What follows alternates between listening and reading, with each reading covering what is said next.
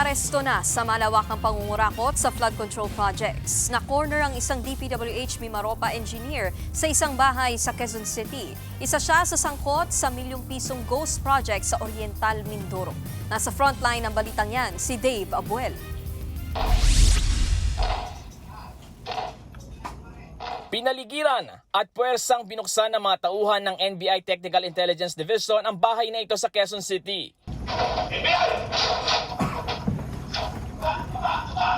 Dito kasi nagtago si DPWH Mimaropa Engineer Dennis Abagon, ang isa sa sangkot sa 289 million pesos road dike ghost project sa Nawan Oriental Mindoro.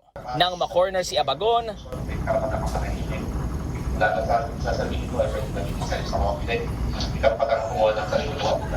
pinaukusa at binasahan ng karapatan sa kainaresto, habang ang ilan pang tauhan ng NBI sinuyot ang buong bahay. Dito inaresto rin ang mga kasama ni Abagon na isang babae at lalaki. Nakuha sa kanila ang ilang cellphone at SIM card na posible raw umanong ginamit bilang burner phone at SIM. Ayon kay NBI Officer in Charge Attorney Angelito Magno, una nilang pinuntahan ang bahay ni Abagon sa address nito sa Cavite para ihain ang warrant of arrest ng Sandigan Bayan kaugnay ng reklamong malversation of public funds. Pero wala roon ang engineer. Ayon naman sa legal counsel ni Abagon na si Attorney Raymond Tansip, sasailalim muna sa medical examination ng kanyang kliyente. Sunod-sunod na raw ang proseso matapos niyan. Isusurrender sila sa Sandigan Bayan. Bakit yung process magtutuloy-tuloy? But today, Parehong dinala ang tatlo sa opisina ng NBI sa Pasay. Ang mga kasama ng engineer, posibleng maharap sa reklamong obstruction of justice. Wala pang pahayag ang NBI sa nangyaring pag-aresto.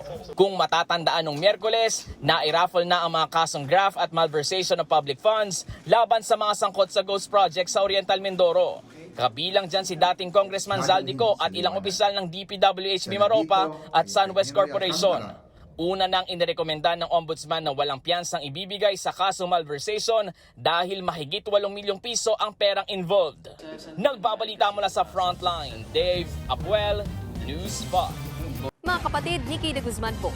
Para sa mga impormasyong dapat ninyong malaman, mag-follow at mag-subscribe na sa social media pages ng News 5.